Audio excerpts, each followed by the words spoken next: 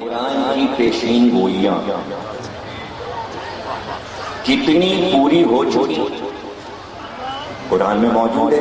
یہ ہوگا روم کے بارے میں، ایران کے بارے میں، فلاں ملک کے بارے میں، فلاں لڑائی کے بارے میں، فتح مبین یعنی تمہیں فتح ملے گی. مشہور پیشین گوئی قرآن کی کہ خیبر فتح ہوگا، قرآن نے بتایا، ساری لڑائیوں کا حال بتایا. تو جس رسول کو اللہ یہ بتا رہا ہو اب یہ ہوگا، اب یہ ہوگا، اب یہ ہوگا، اب یہ ہوگا، سمجھ رہے نا بات؟ قرآن سب کے پاس موجود ہے، ہر فرقے کے پاس. صرف یہ دیکھ لے کہ کیا کیا رسول اللہ پہلے بتاتے تھے اور بعد میں ہو جاتا تھا. یہ تو وہی ہو گئی. اب تمام حدیثوں کی کتابیں جمع کر لیجیے، مشہور اور وہ حدیثیں نکال کے الگ رکھ لیجیے جس میں رسول اللہ نے پہلے سے بتایا میرے بعد یہ ہوگا، یہ ہوگا، یہ ہوگا، یہ ہوگا.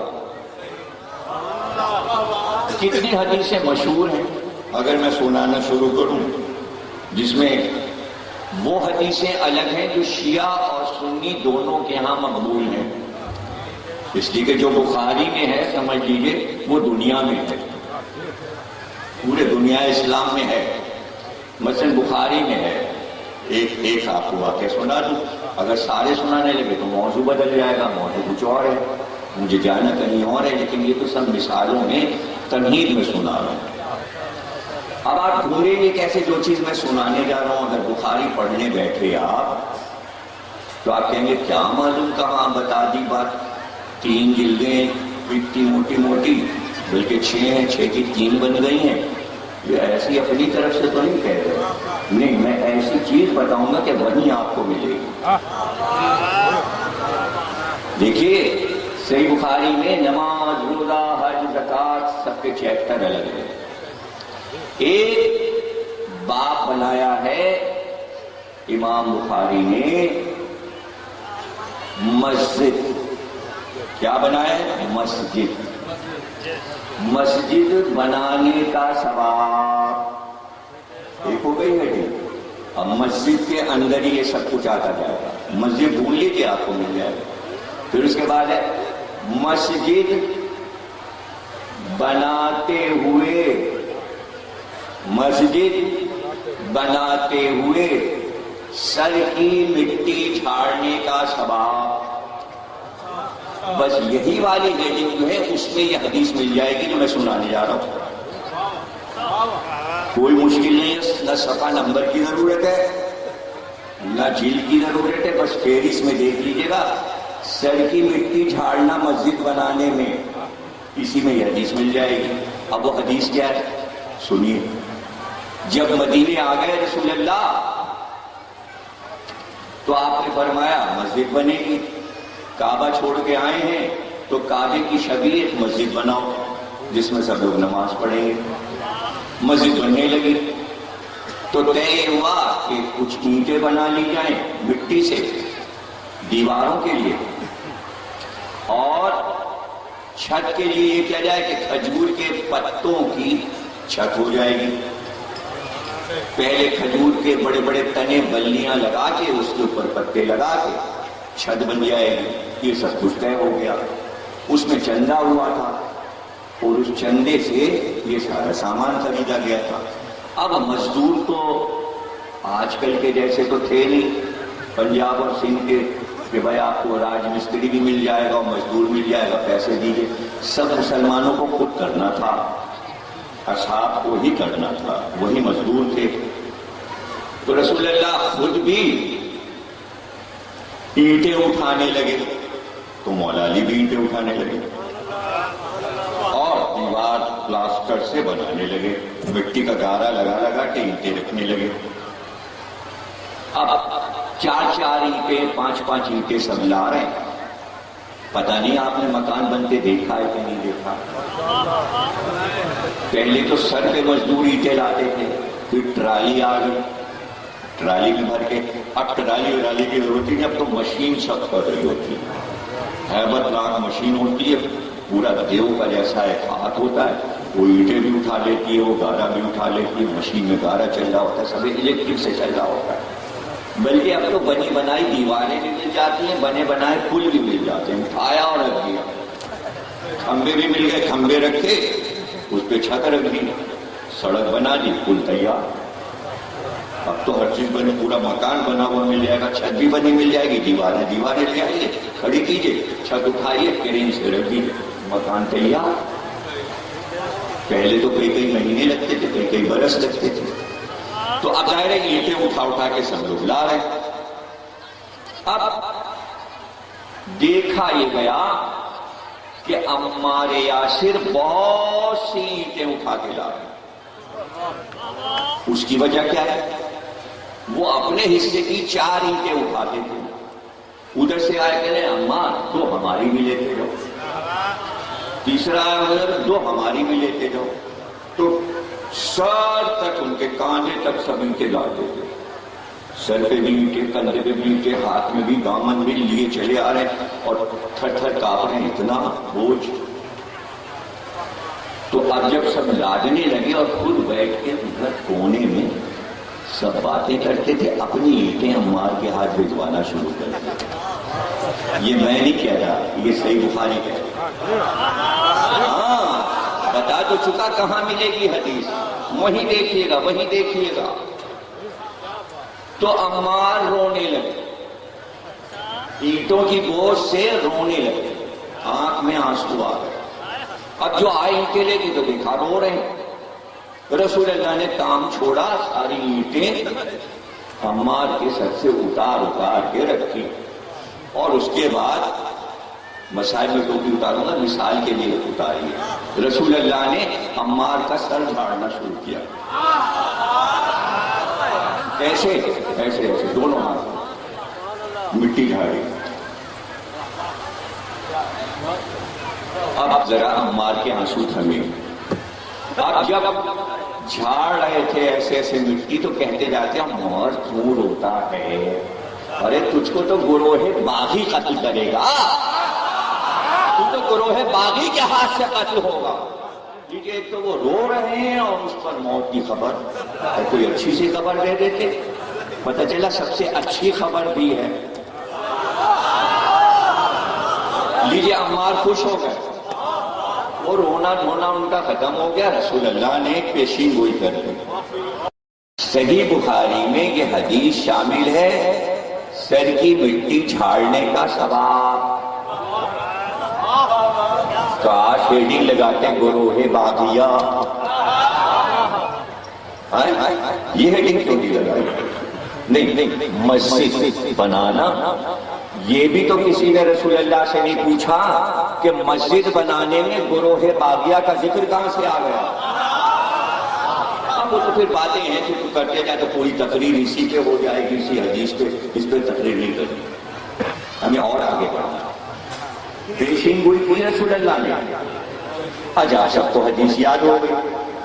جب سب کو حدیث یاد ہو گئی تو صفین کے میدان میں 95 برس کے تھے ہمارے یاسر، اور لڑائی زبردست ہو رہی تھی، ادھر بھی لشکر، ادھر بھی لشکر، ادھر بھی لشکر، ادھر بھی لشکر، اور مولا علی کے ساتھ عمار تھے، اور صبح اٹھتے ہی کالا امامہ باندھا اور شملے لٹکائے اور کالی کپڑا پہنی اور کمر کالا پٹکا باندھا، جوان بن کے آ گئے، اور آتے ہی مولا نے دیکھا کمر میں تلوار لگائے صحابی رسول کو، تو مسکرائے کہ آج تو بڑی شان ہے، کہ آپ نے تعریف کر لی۔ یہ بتائیے آج یہ وہی دن ہے نا جس کے لیے رسول اللہ کہہ گئے ہیں، مولا علی نے سر جھکا لیا، عمار دوسری طرف آئے، کہ بتا دیجئے نا آج ہی کا دن ہے نا وہ جس کے لیے رسول اللہ نے کہا۔ مولا علی دوسری طرف دیکھنے لگے، ادھر بھی عمار آ گئے، کیا بتا دیجئے نا آج وہی دن ہے نا۔ چپ ہو کے بیٹھ گئے خیمے میں۔ ایک بار علی باہر آئے، بھائی توجہ ہے نا آپ کی، ایک بار علی باہر آئے اور ایسے کر کے آسمان کو دیکھا، کہاں عمار؟ وہی دن ہے،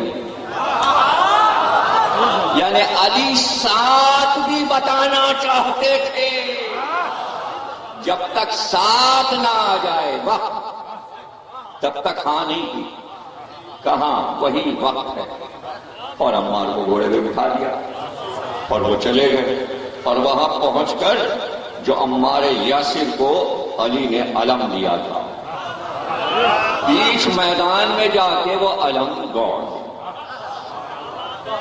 نصب کر دیا، اور اس کے بعد مخاطب کیا لشکر کو اور کہا سنو، یہ وہی علم ہے جس علم کے نیچے کیسے ہیں قاضی صاحب، کیا کہنا آپ کے قصیدوں کا، ماشاءاللہ خوب پڑھتے ہیں آپ، علم کو نصب کر دیا اور کہا اس علم کے نیچے ہم رسول اللہ کے ساتھ تیرے باپ سے لڑ رہے تھے، اور اسی علم کے نیچے آج علی کے ساتھ تجھ سے لڑ رہے ہیں۔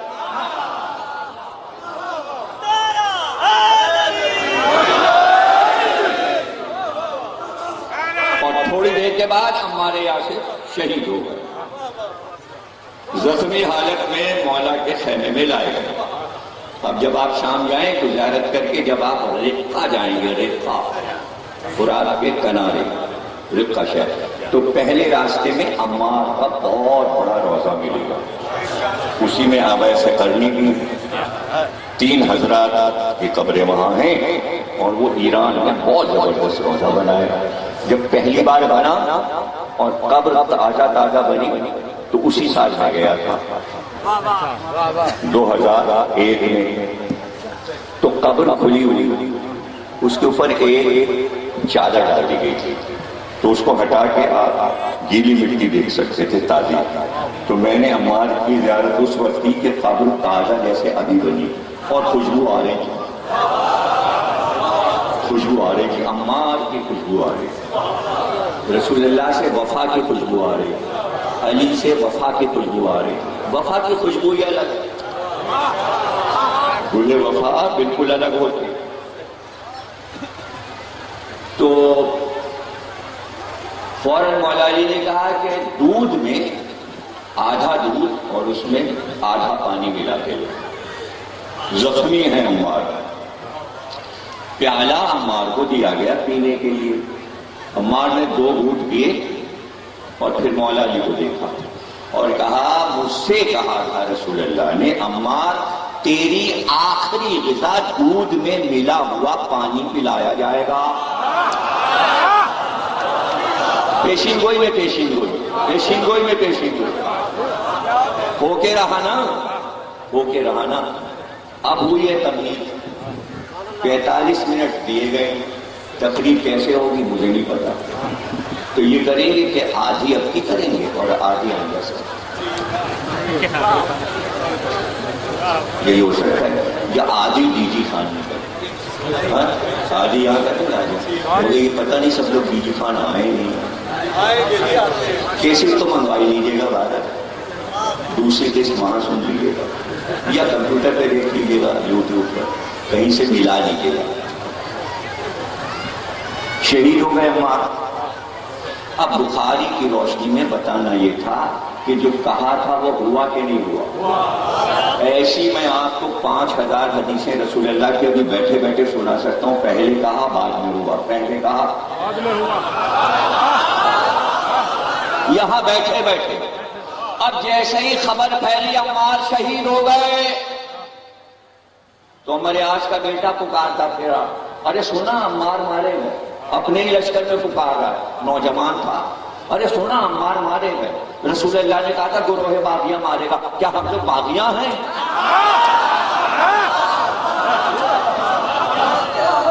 دیکھیے اس لیے سب کو حدیث یاد تھی کہ انتظار تھا کہ کب عمار مارے جائیں،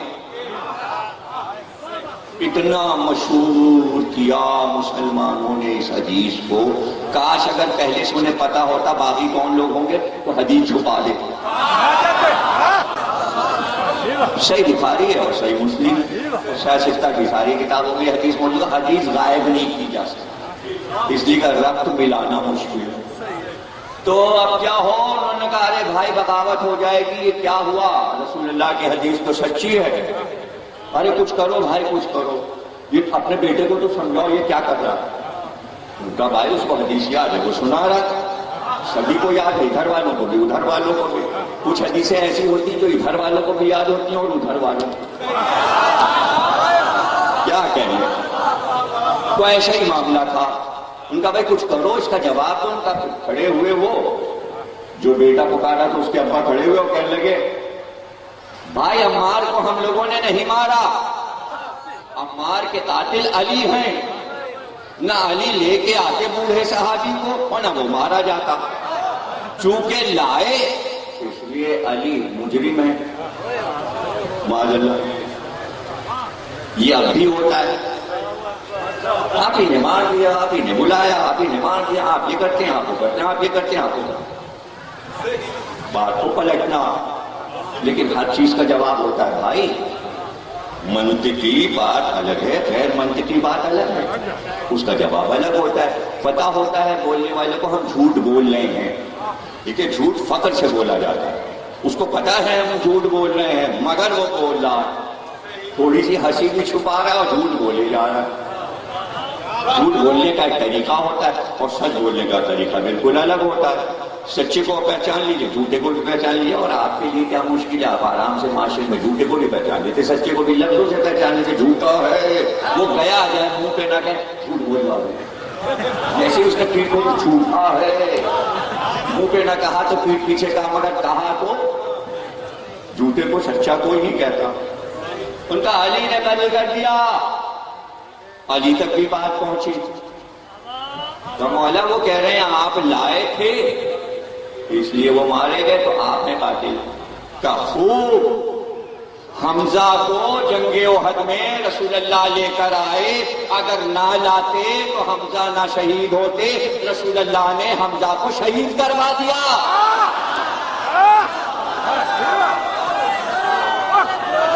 تھوڑا مثال دی مولا علی. تو حمزہ کو کس نے مارا؟ جس نے حمزہ کو مارا اسی نے عمار کو مارا. جواب ہو گیا.